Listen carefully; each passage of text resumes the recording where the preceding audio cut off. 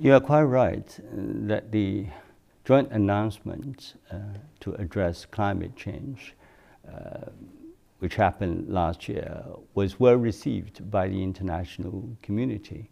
And I believe that climate change issues will be part of the agenda when the president goes to the United States for his state visit. The important thing is for us to work together with the international community to make the Paris conference a success, and that will serve the interests of the world.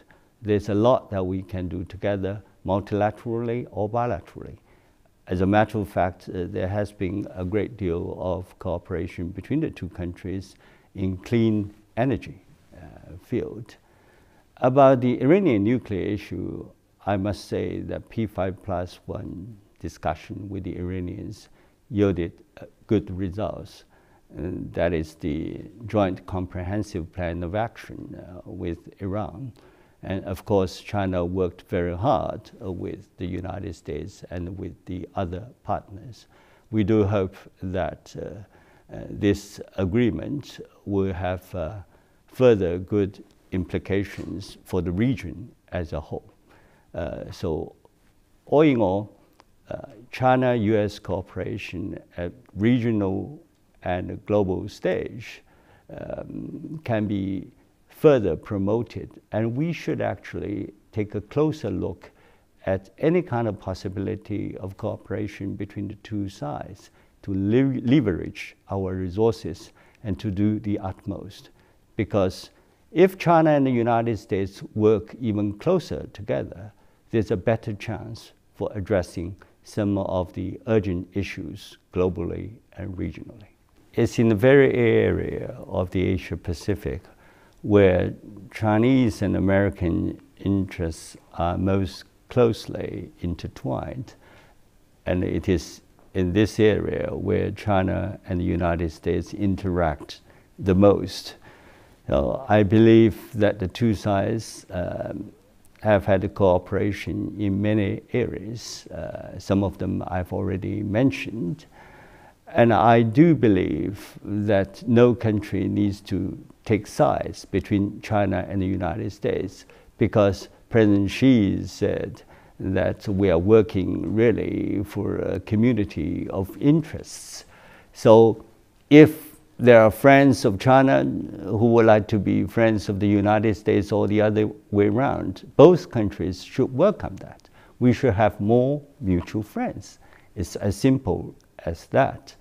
And I do believe that China-ASEAN relationship is on the way up, not only economically, but politically as well. And China and the United States should work together in more areas. For instance, we are helping Afghanistan to train more diplomats, and we are also helping Timor-Leste to have more food security. So in all these areas, we should really expand our vision and to see what can be further done, not only on a bilateral basis, but on a trilateral basis as well.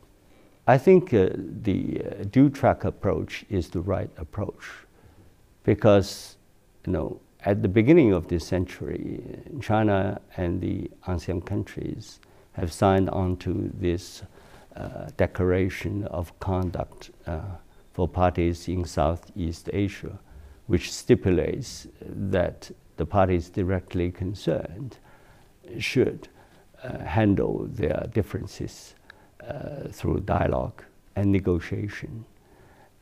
So the DOC is being implemented now to the benefit of all sides, because it not only encompasses territorial disputes, it talks about a lot of other things like maritime cooperation, rescue, search and rescue, and so on and so forth.